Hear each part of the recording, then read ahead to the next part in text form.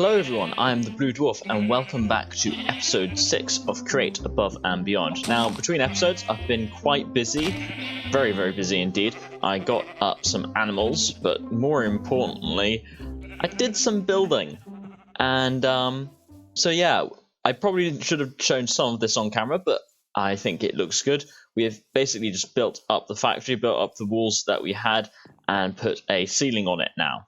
Obviously, still working progress on the back end, but I wanted to get this sort of out of the way and built up so that we could focus more on our create mechanisms. So that's what we are going to do in today's episode. We are going to take out all of this stuff and we are going to finalize our andesite so we never have to worry about that ever again. And we are also going to build up a workshop to put all of our own stuff in, put some storage in, and put our smeltery in. In creating our workshop, I did a bit of terraforming to make this area work a little bit better. And we just then jump up here and I laid out a bit of a floor plan. So obviously you want some interesting features to make it look good, and thinking of having some plants along the front to add a bit of color. And also then I wanted an area where we could have our storage, have our workbenches and furnaces possibly, and then I wanted to have a sort of workshop area, which is this area, going to be this area back here connected by a little walkway.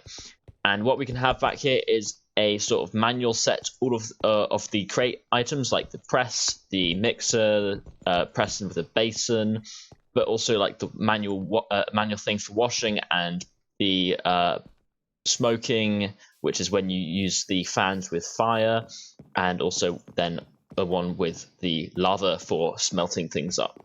And that way we can get rid of all of this stuff, and we can also then have this space for working in. So the next step in the process is to build up some walls. When laying out our walls, I like to put in the pillars or posts, in this case our cherry wood logs, in first, so that we can get a bit more of a feel of the scale of the building, the height, and it also allows us to sort of set the height of the building, and then we can start layering in how we actually want it to go. I've just realized that I laid this out not quite how I wanted it. I wanted it like that. So we have a 2-block gap here. So we can also have a little bit of a window there. And that also means that we can then have the wall coming across like that. Now that we have some initial walls up, we can start working on the roof, because I find that the roof really brings the whole build together and really definitely shapes how the build looks. Because right now it's looking very square, not looking very nice at all. But what we're going to do is we're going to use some polished dark stone for an outline roofing, and then we're going to use polished andesite stairs for the interior. You can already see how much of an impact that already has on the build. It adds so much depth, adds so much detail already with the, remember to double underside your roofs on the end like that, adds so much detail, makes it look so good. And these little tips bits at the end also make a big difference with the detailing. And I think the color works great with the andesite. With both roofs being finished now, we can shift our focus to make some more detailed things. So we're going to put all these trapdoors down to make a nice planter. And we're going to take some violet from Barmzo Plenty, a cherry sapling, and what else should we have on there? We can have what about a sweet berry bush? Yeah, that looks good. And then we'll do the same for this one over here. But beforehand, we're going to look at this up here. So we're going to have it so the stairs go like that. Spruce fronces coming down. And we're going to use some of the ornate glass that we used. We're going to take that, and it's the same stuff we used on over there. We're going to use a full block instead. And place that there. And take that down there. And place the planks along like such. And this sort of it wrong twice even. This sort of limits what we can do with this planter. So we're going to only be able to plant small flowers like the dandelion and the poppy. And we can also see about putting another violet down in the middle.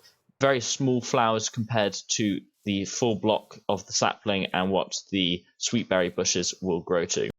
We can also look at putting in some oak leaves. So have that go up there like that. That looks good.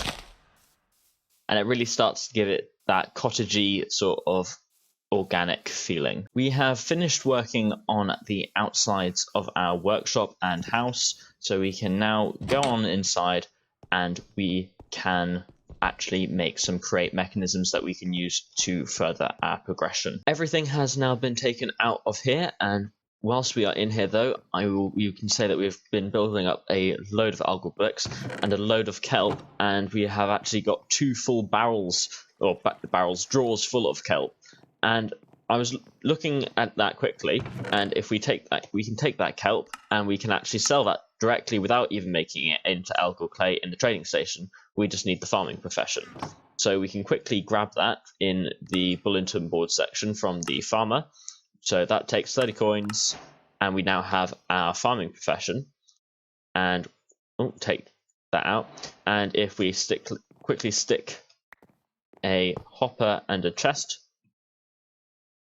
on top of there, obviously it will fill out slowly, but we can stick whole stacks in there, and it will give us it only gives us one silver coin per stack, but we have at least 64 stacks of it already, and our farm is way overproducing compared to the amount of clay we can. Currently we need to put more filters in there as well though, so we will be using the excess to make some coins. So in our workshop, we'll want our automatic ore processing unit, our presses, a mechanical mixer, an automatic sawing station, automatic smoking, smelting or washing, and finally automatic grinding. And down in the basement that we have built, we can place down some soul sand, because this will be able to produce bubbles, which will make our water wheels be more efficient. Now, just for the moment, I'm going to place dirt along the top there as well. Otherwise, it creates a bit of a problem when trying to place down the water wheels. So you can place them all going like that, and we want that facing the right direction. And then we can just hop up here, and we can start placing down the water sources, and that should go in like that. And we can place all of those water sources going all the way along. That will already get us a fair amount of power going, or about a fair amount of stress units. And now we can see those are all producing 250 stress units. Now, if we just take our wrench and rotate that properly, there we go. We can also take these wooden brackets, which are actually quite simple to make, and as a comment said in one of the previous videos, I do agree look very nice, and make it look nice and attractive, and look like it's actually being supported as well. But now we can also take our shovel, and we can get rid of these dirt blocks and put in extra water, and these ones are now producing 320 stress units compared to 256. So you can go along and do that for all of them. So every single one of those is now producing 320 stress units, and we have 6 wheels there, so that would be plenty of stress units to power everything upstairs. So now it's just time to hook everything up. So everything is now hooked up and working. We've got some cinnabar ore getting processed up in our millstone. We've got some iron being milled up in our other millstone and being smelted up into ingots. We have our presses and our mixer just sitting there for when we need to use them. We have been producing some wood, so we can take that and we can go across and it will produce more planks. This is useful because it produces 6 planks per log instead of 4. We have some andesite cobblestone just being smelted up right now, and that will go into obviously andesite that we can use for building. And that is basically all of the machines that we need to accelerate our progress through this mod pack. Down at bedrock level, where we are generating our various different types of cobblestone, I have put in an item elevator where we can see all of the different types of cobblestone flying past, as that goes all the way up to our base, so we can have the stones up there rather than having to come down here and collect them each time. And it definitely leads to an interesting display on the top side. So we have all of the blocks coming up there, and we can place this water bucket down and they will all go into that hopper feeding into this chest. And then we can place down these 4 drawers with another set of andesite funnels on the back of them, also that they are using our wrench to turn it so that they are going into the barrels. And then anything that doesn't get taken into the drawers will go over here. Probably don't need it that long, and it will go into a piece of fire.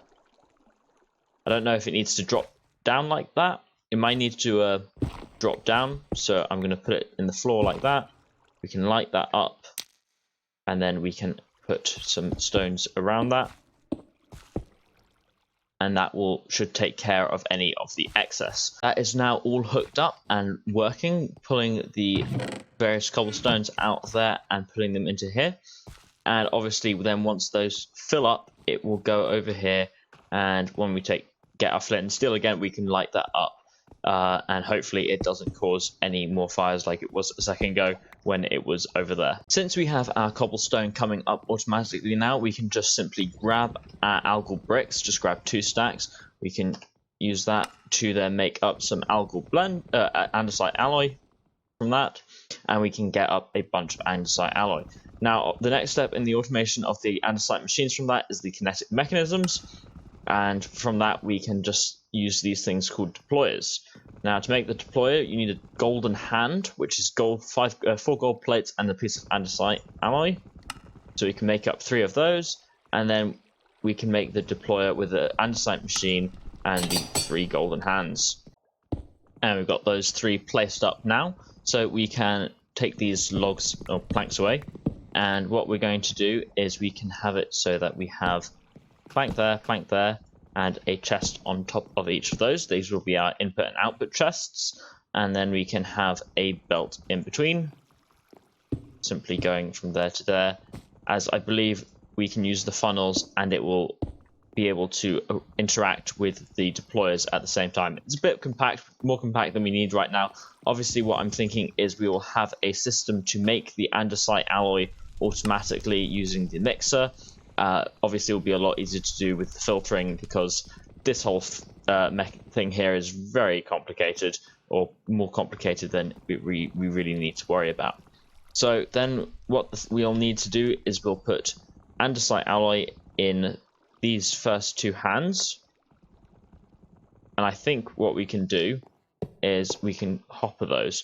So if I just take that out a second, if I put the yes, it will fill up in there. So we can just put in extra andesite alloy in each of these, and that will keep these 2 filled up with andesite alloy. And then in the last one, we put our saw. And for the input chest, we need to put in wooden slabs. So you can put in a bunch of wooden slabs, and then all we need to do is hook up some power. So we should be able to hook this up, and it should start working.